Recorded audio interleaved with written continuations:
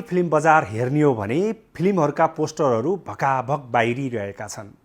बहुप्रतीक्षित चलचित्र बलिदानको दोस्रो पोस्टर पनि अघिल्लो हप्ता सार्वजनिक भइसकेको छ, जुन पोस्टरमा मल्टी ट्यालेन्टेड एक्टर सौगात मल्ललाई अलग्गै लुक्समा देखाइएको छ। बलिदानमा सौगातलाई बिल्कुल फरक लुक्समा देखाइएको छ। पोस्टरमा सौगातलाई कपाल, दारी, बुलाकी, चस्मा, गम्छा, कालो ड्रेस अनि हातमा खुडा अवतारमा देखाइएको छ। यसले उनी बदला लिने मुडमा रहेको प्रष्ट देखिन्छ। पोस्टर सार्वजनिक गर्ने क्रममा फिल्मका निर्देशक सन्तोष सेनले सौगातको उच्च प्रशंसा गर्दै नेपाली चलचित्रले खोजेको पात्रका रूपमा व्याख्या गरेका छन्।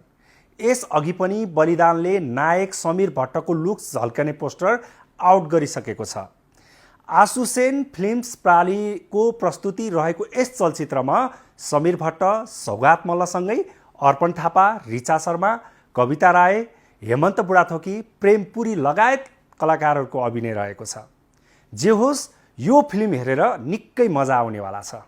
फिल्म आगामी दशैंको फुलपातीलाई केन्द्रित गरेर प्रदर्शनमा ल्याउने तयारी रहेको छ।